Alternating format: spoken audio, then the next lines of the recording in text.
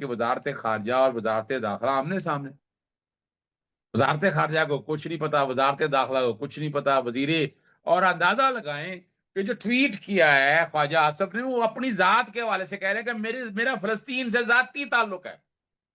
अगर आप वहां तकरीर करने जा रहे हैं तो आप हुकूमत पाकिस्तान की नुमाइंदगी कर रहे हैं।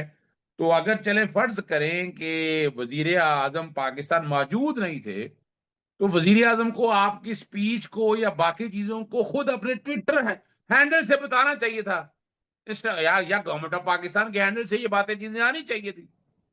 उनका जो ट्वीट है ख्वाजा आसिफ का, और पीछे जो कंट्रोवर्सी है, वो बड़ी आसानी से चीजें खुद ब खुद अनफोल्ड हो चुकी हैं।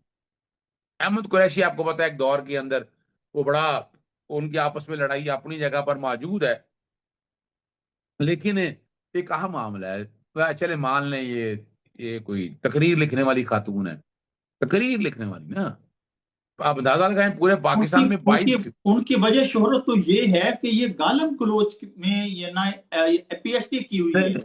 मैं बड़ी मजेदार बात जो करनी है ना आपके सामने, कि पाकिस्तान में 22 करोड़ अवाम में कोई बंदा नहीं है, आपकी ब्यूरोक्रेसी में कोई बंदा नहीं, यानी शहबाज शरीफ की हुकूमत में कोई इतना इंटेलिजेंट, यानी नालायकी की हद, मैं नालायकी कहूंगा ना, और क्या कहूंगा, ये कि तो अगर मान लें ये इस तो बात को, इरफान इस बात सिद्दीकी के को, ऊपर भी अदम एतमाद है, जो नहीं खुद नहीं, को इस बात को बहुत मान बड़ा लिया जाए बस। मुफक्कर समझते हैं। नहीं नहीं, वो छोड़ दें, वो क्या मुफक्कर हैं तारक फातमी और ये सारी बातों को जरा, अब ये आज बैठकर बातें करें, आज एकदम ये नमूदार हो गई हैं।